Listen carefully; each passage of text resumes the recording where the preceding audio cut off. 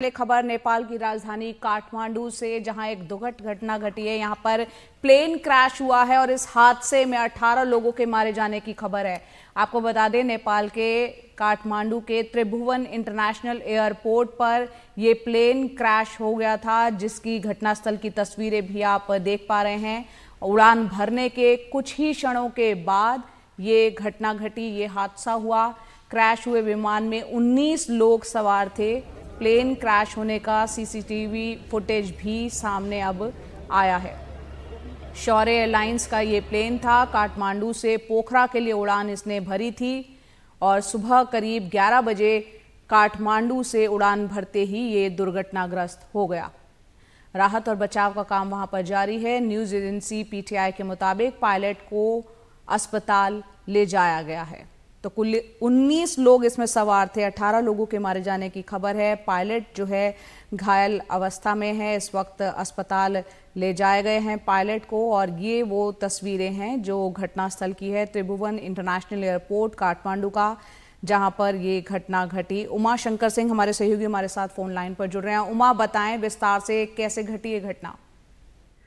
जी देखिए, काठमांडू के समय के हिसाब से सुबह 11 बजे ये जो विमान है वो 19 टेक्निकल स्टाफ को लेकर त्रिभुवन एयरपोर्ट से पोखरा के लिए उड़ान भर रहा था। शुरुआती जानकारी आई कि विमान रनवे से फिसला है, लेकिन जैसा कि हम सीसीटीवी फुटेज में हम अपने दर्शकों को दिखा पा रहे हैं कि विमान जो है वो रनवे से फिसला नहीं है, बल्कि रनवे से टेक ऑफ करने के कुछ ही सेकंड के बाद ये जो है वो हादसे का शिकार हुआ है। वो सीधा जमीन पे जाके गिरा है और उसकी वजह से विमान में आग लग गई। इसके जो मलबे है वो आसपास के इलाकों में बिखर गए और अभी जो ताजा जानकारी उसके मुताबिक इसमें 18 लोगों की मौत की जो पुष्टि है वो की जा चुकी है। जो एयरक्राफ्ट का पायलट था वो अभी घायल है और उनका अस्पताल में इलाज किया जा रहा है। सबसे बड़ा सवाल जो वहां पे उठ रहा है वो ये कि ये विमान जो है वो इसमें तकनीकी खराबी थी और ये भी बताया गया है कि इस विमान को मरम्मत के लिए पोखरा ले जाया जा रहा था और इसी विमान में 19 टेक्निकल स्टाफ को भी ले जाया जा रहा था। तो सवाल है कि जब ये विमान तकनीकी खराबी का शिकार था तो आखिरकार कैसे इसको उड़ान भरने की इजाजत दी गई, वो भी 19 टेक्निकल स्टाफ के साथ। क्यों नहीं इस विमान को यहीं काठमांडू एयरपोर्ट पे मरम्मत किया गया और क्यों इसको उड़ान भरने की इजाजत दी गई, पहला बड़ा सवाल तो यही है। दूसरी बात यह है कि जिस तरह का ये विमान बताया गया है, CRJ 2000 बॉम्बार्डियर टाइप का ये विमान है, जिसका उत्पादन बहुत पहले हुआ करता था और ये विमान जो है एयरक्राफ्ट ये काफी पुराना बताया गया है। और ये भी कहा गया है कि जो शौर्य एयरलाइंस है इसकी शुरुआत जो है वो 2014 में एक विमान के जरिए हुई थी। 2017 और 2020 में एक एक और विमान इसमें जोड़ा गया और 3 विमानों के साथ एयरलाइन जो है वो ऑपरेट कर रही थी। रखरखाव की जो तमाम कमियां ये भी शुरुआती तौर पर बताई गई है। और क्योंकि नेपाल जो है वो राजनीतिक अस्थिरता का शिकार रहा है, पिछले 13 साल में 16 सरकारें वहां पे बदली हैं, तो ये भी कहा जा रहा है कि जो वहां पे फोकस होना चाहिए वहां की हवाई यात्रा को सुरक्षित करने के लिए वो सरकारों का उस पर फोकस नहीं रहा है। और दूसरी तरफ जो एयरलाइंस इस तरह की कंपनियां चलाती हैं घरेलू उड़ानों के लिए, वो काफी, क्योंकि उनके पास उनकी लॉबिंग काफी तगड़ी है और इसलिए तमाम जो विमानन नियमों की अनदेखी कर वो अपने विमान को ऑपरेट करते रहते हैं और इसलिए गाहे बिगाहे इस तरह के जो हादसों की जो खबर है वो आती रहती है नेपाल से। तो जो तकनीकी वजह है वो ये कि तकनीकी खराबी का शिकार था ये विमान। असल हादसे की वजह जो है वो बाद में पड़ताल में सामने आएगा, लेकिन बड़ा सवाल यही है कि नेपाल जहां पर लगातार विमान हादसे होते रहे, एक ऐसे विमान को, वो भी राजधानी काठमांडू के त्रिभुवन एयरपोर्ट से, जहां पे कई और विमान भी खड़े थे। सेकंड के लिए यहाँ रोकेंगे। नेपाल से पत्रकार हैं दीपक आचार्य, वो भी हमारे साथ जुड़ गए हैं। दीपक जी, यहाँ हम हमारे सहयोगी बता रहे थे कि किस तरह से घटना घटी। आपके पास क्या जानकारी कि एक विमान पहले से ही उसमें तकनीकी खराबी थी, उसको पोखरा ले जाया जा रहा था काठमांडू से। टेक्निकल अगर इतनी प्रॉब्लम थी तो मरम्मत के लिए उसमें 19 लोगों को सवार करके, हालांकि वो टेक्नीशियन थे, क्यों ले जाया जा रहा था? क्या कोई और तरीका हो सकता था? आपके पास वहां से क्या डिटेल्स? हाँ जी, नमस्ते। ये जहाज में ऐसा तो कुछ भी नहीं था, लेकिन वो जहाज में कुछ मरम्मत करने के लिए वो पोखरा में रख के मरम्मत करने के लिए वो उड़ रहे थे पोखरा में। और वो सब लोग ही वही टीम में थे, इंजीनियर और पायलट लगा के टीम में थे। और जहाज 11:15 नेपाल के टाइम से 11:15 में तो जहाज दुर्घटना हो गया और वहाँ के जहाज को जो कैप्टन थे उनको उतार किया, 11:34 में उतार किया था। और 11:40 में जहाज में जो भी जितना भी आग लगा था वो सब निभा देता। 15 मिनट में ही जहाज का सब हो गया था। अभी 19 आदमी में 18 आदमी का मृत्यु हो गया है और वो जहाज का जो कैप्टन है अभी तक उसका क्या हुआ है वो भी अभी तक नहीं बताया गया है।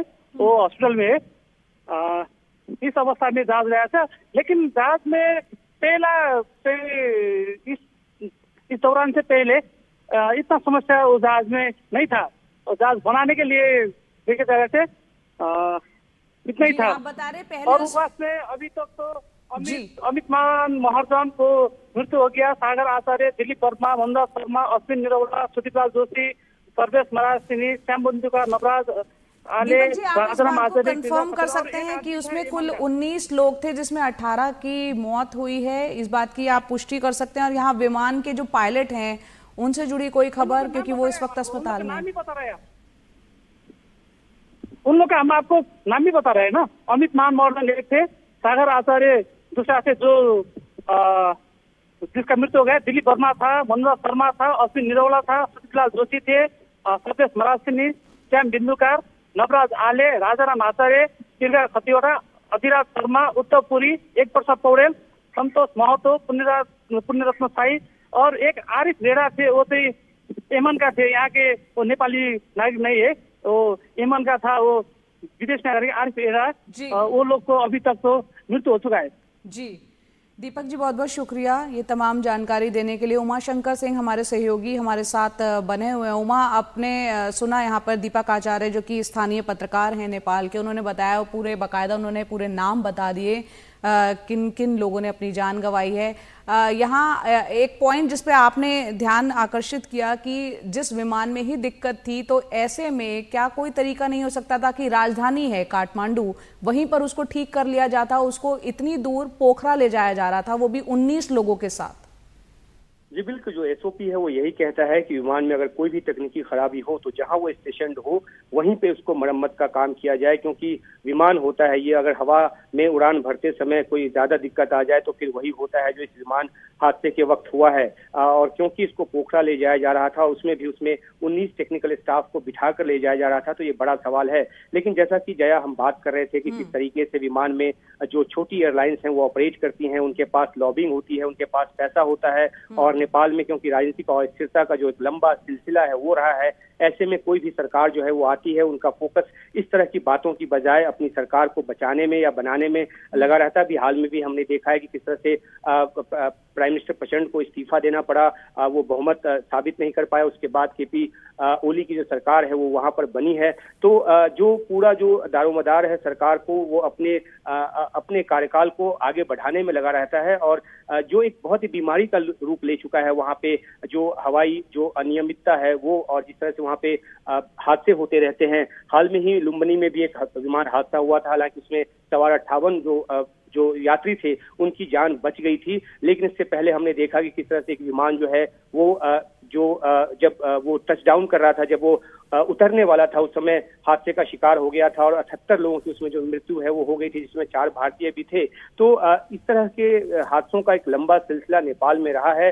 वहाँ जो घरेलू उड़ान कंपनियां हैं वो मनमाने ढंग से विमानों को परिचालित करती है। अगर इसी सौर्य एयरलाइंस की बात करें तो 2014 में इसकी शुरुआत हुई थी एक विमान के साथ, जो बढ़कर 20 में 3 विमानों की हो गई, और जो बम्बार्डियर CRJ 2000 किस्म का जो एयरक्राफ्ट इस्तेमाल कर रही थी वो काफी पुराने बताए जा रहे हैं, और उसको जो है वो उसको सर्विस में रखना कई तरह के नियमों की अनदेखी है। लेकिन जैसा कि नेपाल में जो ध्यान है सरकार का वो इस सेक्टर की तरफ नहीं है, इसी तरह बार बार हादसे वहां पर होते रहे। जी उमा, बहुत बहुत शुक्रिया विस्तार से तमाम जानकारी देने के लिए। तो घटनास्थल की तस्वीरें और CCTV फुटेज भी सामने आया है, जिसमें साफ तौर पर देखा जा सकता है। शुरुआती जानकारी आई थी कि जैसे ही रनवे से विमान जो है उसने टेक ऑफ किया, वो फिसल गया था उससे पहले ही, लेकिन अब ये जो तस्वीरें साफ बता रही हैं कि टेक ऑफ करने के बाद जाके ये हादसा हुआ है। विमान का जो पायलट है वो हॉस्पिटलाइज है, इस वक्त अस्पताल में भर्ती है। 18 लोगों की इस हादसे में जान चली गई है, कुल 19 लोग इसमें सवार थे।